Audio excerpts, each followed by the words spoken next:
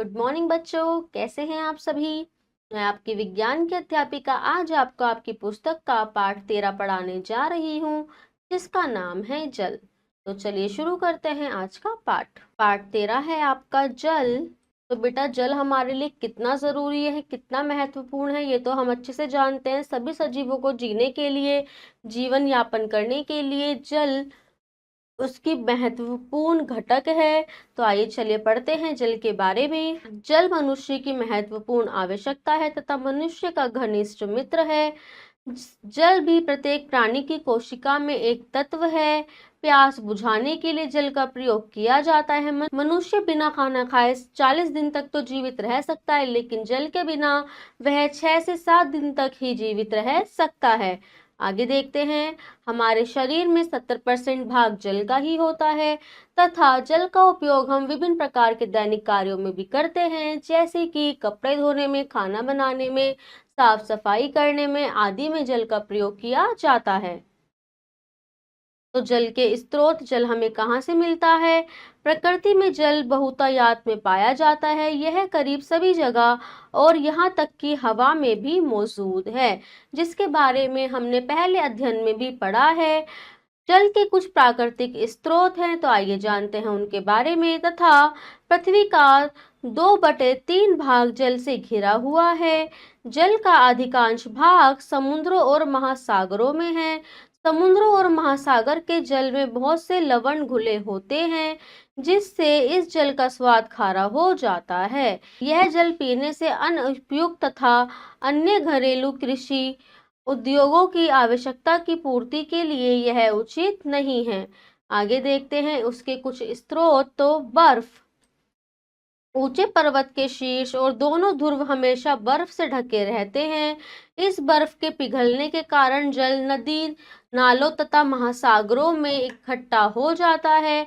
इस बर्फ के पिघलने के कारण जल नीचे नदी और महासागरों में आता है।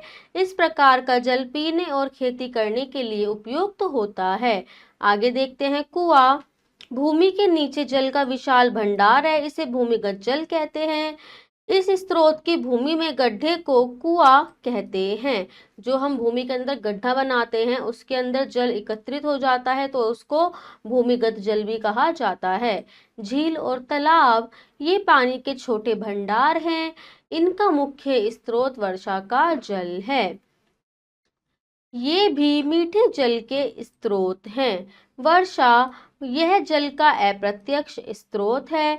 बादलों से वर्षा के रूप में जल नीचे आता है तथा दूसरे जल भंडारों में जल की पूर्ति होती है और भूमिगत जल का स्तर बढ़ जाता है। यह मीठे जल का स्रोत है।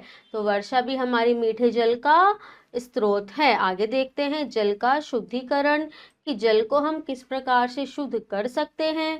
तो बेटा, जल का शुद्धिकरण, हमने जल के विभिन्न स्रोतों के विषय में पढ़ा, किंतु हम स्रोतों का जल सीधे उपयोग नहीं कर सकते। यह इसलिए कि जल के ये स्रोत मौसम की सभी घटनाओं तथा मानवीय क्रियाओं के लिए खुले हैं, जिस कारण यह जल गंदा तथा कीटाणुओं द्वारा प्रदूषित हो जाता है। इसलिए इसको उपयोग में लाने के लिए हम इसका पहले शुद्धिकरण करते हैं। देखते हैं ग्रामीण क्षेत्रों का जल। क्योंकि गांव में नल की कोई व्यवस्था नहीं है, इसलिए इन स्रोतों से ही सीधे पानी को उपयोग किया जाता है। कीटाणुओं के कारण ये पानी अशुद्ध होता है। इसके अलावा रेत, पत्तियां, कीचड़ आदि भी इस पानी के अंदर मिले हुए होते हैं। तो इसे शुद्ध करने के लिए वह लोग पहले इसे छानते हैं तथा छान करके इसकी अशुद्धियां को निकाल लेते हैं, जिसके कारण वह नीचे बैठ जाती हैं। आगे उसके बाद उस पानी को निथार कर अलग कर लिया जाता है, जिसको तल छट्टीकरण की प्रक्रिया कहते हैं। इसके बाद इस पानी को कुछ देर के लिए उबाला जाता है, जिसके कारण इसके अंदर पाए जाने वाले जीवाणु या कीटाणु समाप्त हो जाते हैं तथा इसमें क्लोरीन और पोटेशियम परमैंगनेट जैसे रसायन मिलाए जाते हैं, जिससे सारे बचे कुछ जीवाणु भी मर जाते हैं। इस प्रकार यह जल शुद्ध हो जाता है। आगे चलते हैं। शहरों और कस्बों का जल, शहरी क्षेत्रों में जल का भंडारण किया जाता है, जहां से नलों द्वारा जल का वितरण किया जाता है, जो आखिर हमारे रसोई घर और स्थान घरों में पहुंचता है। शहरों और कस्बों में पानी शुद्ध करने के अलग अलग तरीके हैं। यहाँ पानी को झीलों या नदियों से पंप करके एक बड़े जलाशय में इकट्ठा कर लेते हैं। जलाशय में पानी की कुछ समय तक स्थिर छोड़ दिया जाता है, जिससे उसके अंदर जो भारी अशुद्धियां हैं वो नीचे बैठ जाती हैं। इसके बाद जल से अन्य विषम अशुद्धियों से शुद्ध करने के लिए कंकड़ों और रेतों की परतों से गुजारा जाता है। कंकड़, पत्थर और रेत की परतों में बहुत सारी अशुद्धियां फंसकर रह जाती हैं तथा इस निचले जल में क्लोरीन मिलाया जाता है, जिससे इसमें मौजूद कीटाणु मर जाते हैं। इस प्रक्रिया को क्लोरीकरण कहते हैं। इसके बाद मिलने वाला जल शुद्ध और पीने योग्य होता है। इस जल को नलों के माध्यम से सभी घरों में पहुंचाया जाता है। आगे चलते हैं, जल के गुण। जल प्रकृति का अनमोल उपहार है। हमारा शरीर लगभग 70% भाग जल से ही बना है। जीवों में जैविक क्रियाओं के लिए यह महत्वपूर्ण है तथा जल जीवन के अस्तित्व के लिए जरूरी है। जल के गुण है, यह रंगीन, गंधहीन, स्वादहीन होता है। जल 100 डिग्री सेल्सियस पर उबलता है तथा 0 डिग्री सेल्सियस पर जम जाता है। जल एक अच्छा विलायक है। प्रकृति में शुद्ध जल प्राप्त नहीं होता, इसलिए इसमें कई प्रकार के ठोस तथा गैसें घुली रहती हैं। जल अन्य द्रवों की अपेक्षा देर में गर्म होता है तथा देर में ही ठंडा होता है। इसी कारण इसे ऋतु परिवर्तन में जल भूमि की अपेक्षा तापमान में अधिक परिवर्तन हमें नहीं देखने को मिलता। आगे चलते हैं, जल का घोलक रूप। जल भौतिक पदार्थों के तीनों रूपों ठोस, तरल और गैस को घोल सकता है। जल हमारे शरीर में अनेक रासायनिक प्रतिक्रियाओं का कारक भी है।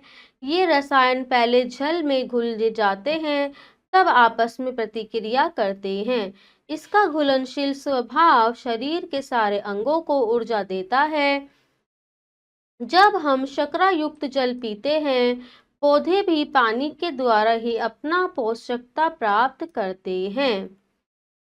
पीने से जो जल हमारे शरीर में प्रवेश करता है वह पाचन क्रिया में सहायक होता है। यह हमारे शरीर के भोजन कणों, खनिज लवणों और विभिन्न रसायन जैसे अनेक पदार्थों को घोल देता है। इसके घुलनशील स्वभाव के कारण ही हम जल को उपयोग रसोई तथा अन्य कार्यों में करते हैं तथा इसके घुलनशील स्वभाव के कारण इसमें ऑक्सीजन घुली रहती है। यह जलीय जीवन का आधार है। कोई भी वनस्पति, जंतु इसके बिना जीवित नहीं रह पाते यदि ऑक्सीजन जल में घुली हुई न हो। आगे चलते हैं, खारा जल। खारा जल नमक युक्त जल को कहते हैं। अत्यधिक शुद्ध जल में कुछ मात्रा में नमक होता है, क्योंकि नमक जल को पीने योग्य बनाता है। सही यह है कि 100% शुद्ध जल पीने योग्य नहीं होता है। यह 100% शुद्ध नमकीन विहीन पानी हमारे शरीर में प्रवेश करता है तब हमारे शरीर में मौजूद नमक को घोल देता है, जो हमारे लिए नुकसान करता है। इसके अलावा शुद्ध जल स्वादहीन होता है।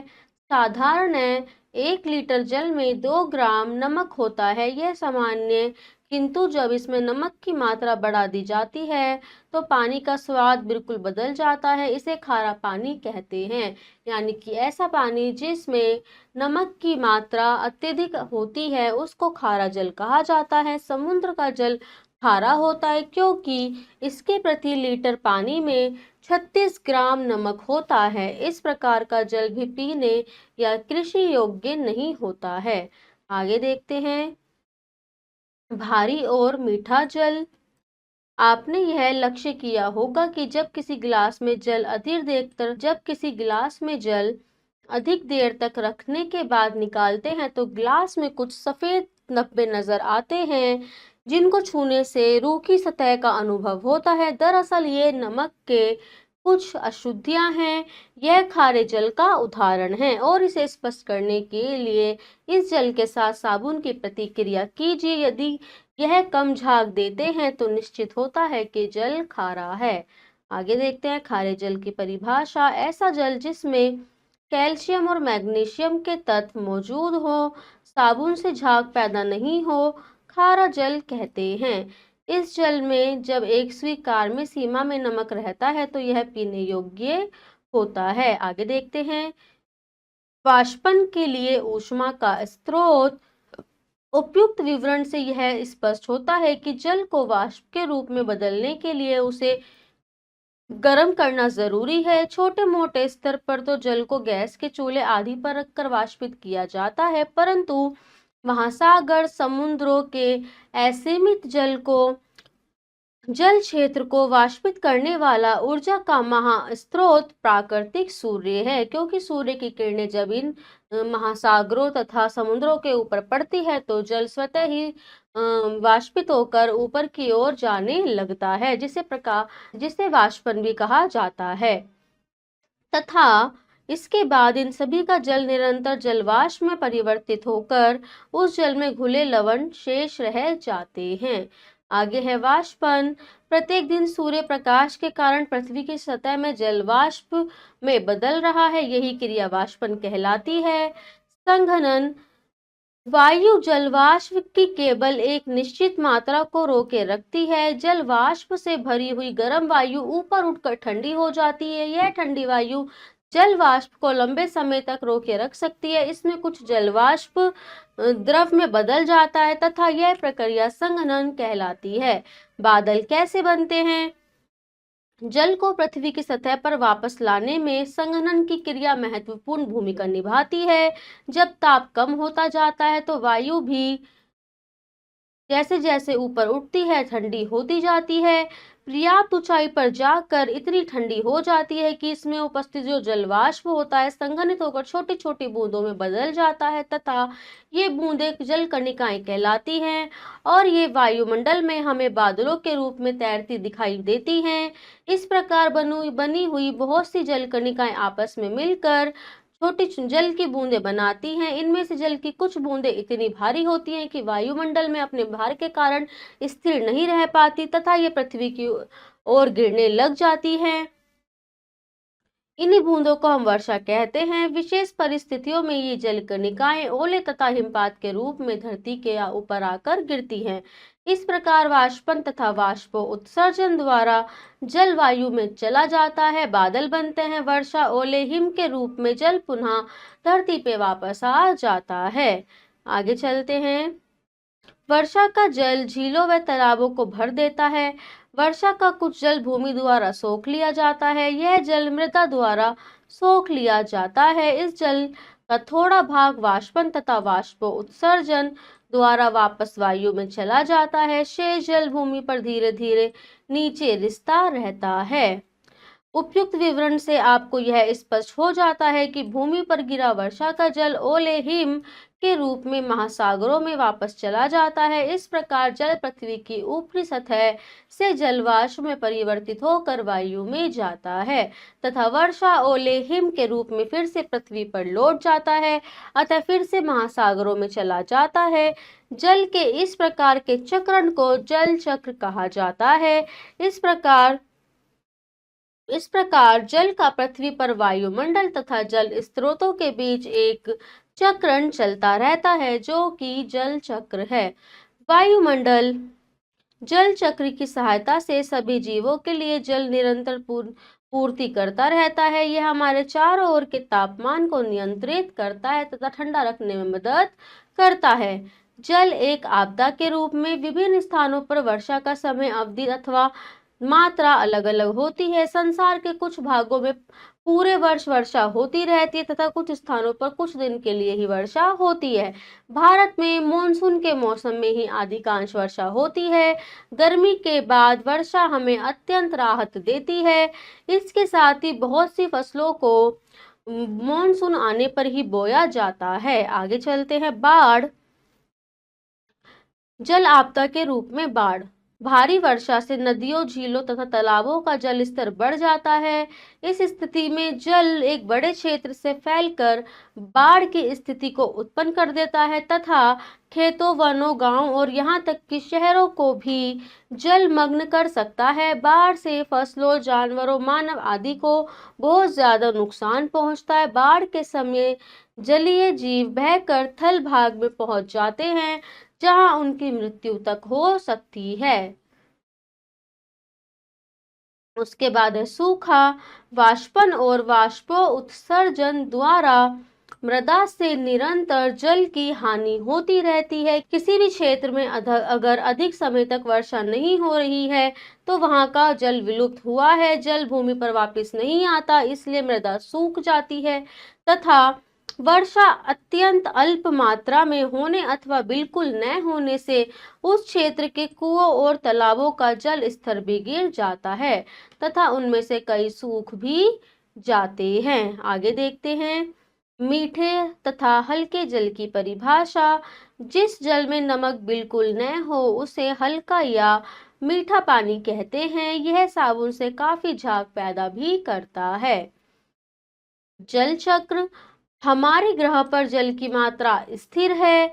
चाहे कितना भी जल उपयोग कर लिया जाए, प्रकृति में सदा उपलब्ध रहेगा क्योंकि इसका नाश कभी नहीं होता।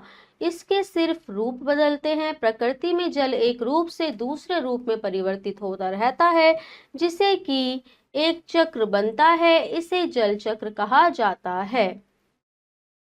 आगे चलते हैं जल प्रदूषण। जल प्रदूषण क्या है? जीवन को कायम रखने के लिए जल सबसे ज्यादा जरूरी है, लेकिन इसके उपयोगी गुणों को बनाए रखने के लिए उचित व्यवहार और सावधानियों की आवश्यकता है। जब जल विभिन्न उद्देश्यों के लिए प्रयुक्त होता है, कई हानिकारक रसायन और अन्य अशुद्धियों के साथ इसे प्रकृति में लौटाया जाता है। ध्यान दीजिए, जब आप कपड़े धोते हो अंत में पानी कैसा दिखता है? गंदा, फेनिल के रासायनिक तत्वों से भरा। ये तत्व प्रदूषक है। जिस प्रकार ये पानी में मिलकर पानी को प्रदूषित व गंदा करते हैं, इस स्थिति को प्रदूषण कहते हैं। जल प्रदूषण की परिभाषा। जल भंडारों में हानिकारक तत्वों को मिश्रित करने से जल के रासायनिक स्वभाव को कुप्रभावित करने और जलीय जीवों के आवासीय परिवेश का नाश करने को जल प्रदूषण कहते हैं। जल प्रदूषण के मुख्य स्रोत। औद्योगिक कूड़े कचरे को ताजे जल के भंडारों में प्रवाहित करना। साबुन और डिटर्जेंट का उपयोग जल प्रदूषित करता है। जल का अत्यधिक गलत उपयोग। कृषि व उर्वरकों और रसायनों का अत्यधिक उपयोग। ये रसायन भूमिगत जल में पहुंचकर इसे दूषित करते हैं। समुद्रों और महासागरों में दुर्घटना से बहने वाले पोटेशियम पदार्थ तथा जल प्रदूषण के लिए बहुत गंभीर खतरा है। प्रदूषित जल ग्रहण करने से अनेक प्रकार की बीमारियां फैलती है। क्योंकि प्राकृतिक रूप से जल शुद्धिकरण की सीमाएं हैं, इसलिए हमें जल प्रदूषण पर नियंत्रण लगाने के उपाय खोजने होंगे। जल प्रदूषण को कम करने के कुछ सुझाव इस प्रकार दिए गए हैं कि हमें समय समय पर जल में क्लोरीन तथा अन्य शुद्धिकारक तत्व मिलाए जाने चाहिए।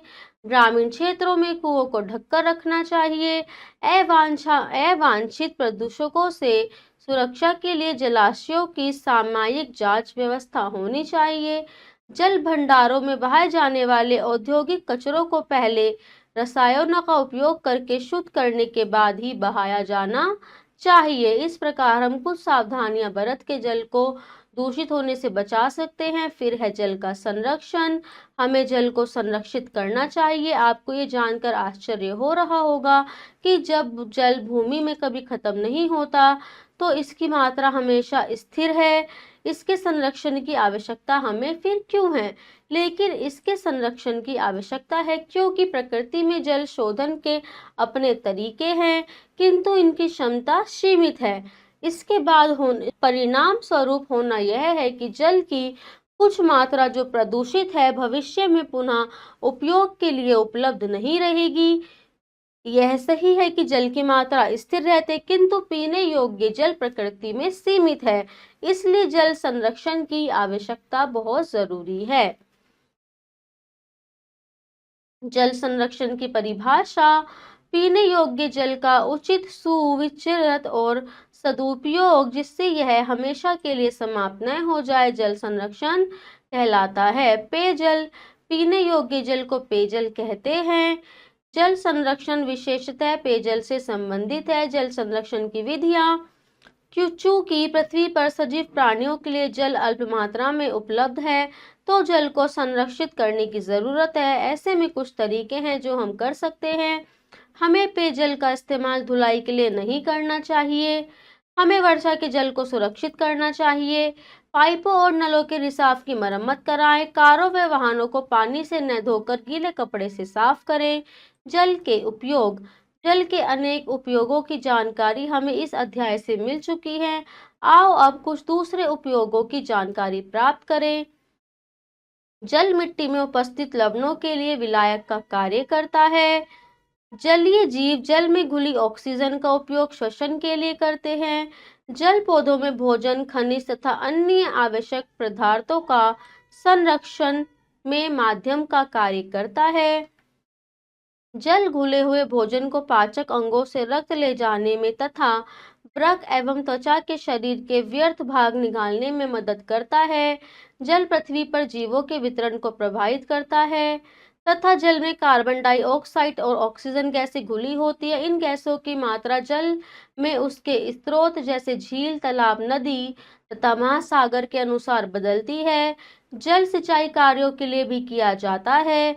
जल कुंभी लोमना जैसे पौधे तालाबों तथा झीलों आदि में तैरते हैं। ये पौधे केवल जल में ही जीवित रह सकते हैं तथा इन्हें वृद्धि के लिए मिट्टी की कोई आवश्यकता नहीं होती है।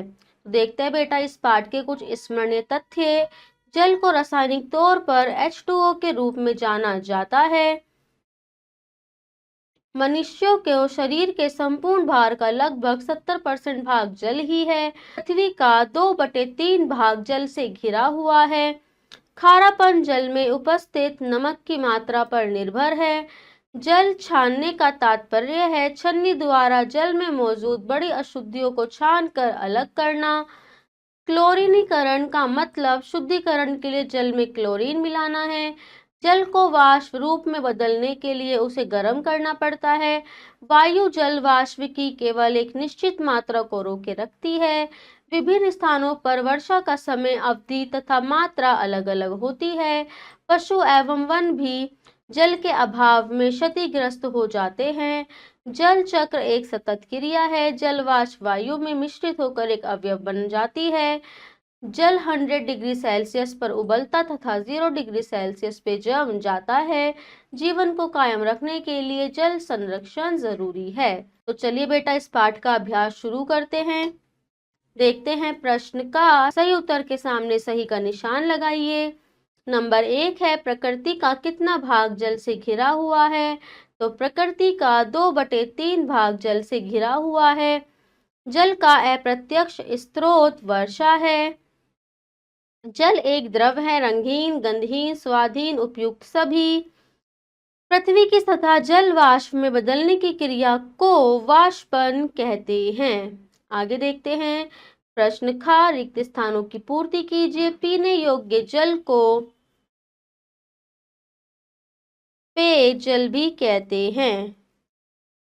ठीक है, जल यहाँ पे पहले भी लिखा हुआ है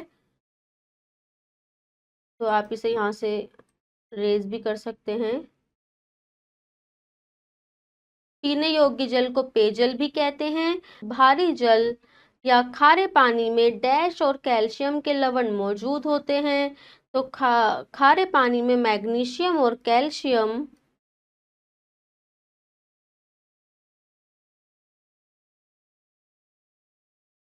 के लवण मौजूद होते हैं।